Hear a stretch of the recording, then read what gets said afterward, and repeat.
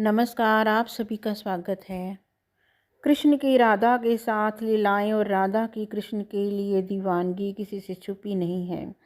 आज भी उनके अमर प्रेम उदाहरण लोग देते हैं। भले ही ये एक दूसरे के कभी हो नहीं सके, लेकिन फिर भी इनका नाम साथ लिया जाता है।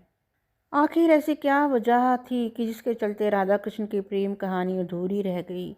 यह किसी को नहीं पता। गर्ग संहिता और पुराणों में इसकी वजह बताई गई है, इसलिए जानते हैं कि आखिर क्यों नहीं हो सकी राधा कृष्ण की शादी। गर्ग संहिता के मुताबिक कृष्ण जब बचपन में नंद बाबा की गोद में खेल रहे थे, तभी उन्हें एक अद्भुत शक्ति का आभास हुआ, जो कोई नहीं बल्कि राधा थी। वो तुरंत ही बाल अवस्था को छोड़कर यौवन अवस्था में आ गए। ऐसा माना जाता है कि इसी समय ब्रह्मा जी ने राधा कृष्ण का विवाह करवाया था। विवाह होने के बाद सब कुछ सामान्य हो गया।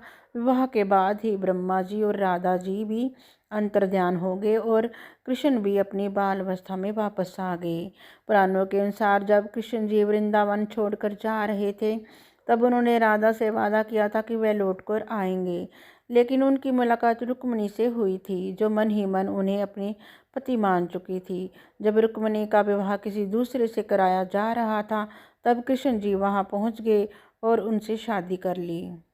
पुरानी कथाओं के मुताबिक जब राधा कृष्ण बालपन में मिले थे, तभी उन्हें अपने प्रेम का आभास हो गया था। राधा कृष्ण से उम्र में 11 महीने बड़ी थी। दोनों का प्रेम आध्यात्मिक था, इसलिए वह कभी शादी के बंधन में नहीं बंधे थे। पौराणिक मान्यताओं के अनुसार राधा को रुक्मिणी का आध्यात्मिक अवतार भी माना जाता है। अब इन कथाओं की माने तो राधा कृष्ण का विवाह सीधे तौर पर तो नहीं हुआ, लेकिन दोनों जीवन भर एक दूसरे से प्रेम करते रहे। ब्रह्म वैवर्त पुराण के अनुसार ही राधा का विवाह यशोदा के भाई रायान गोपा से हो गई थी, और राधा रिश्ते में कृष्ण की मामी लगने लगी थी, इसलिए भी उन्होंने शादी नहीं की थी।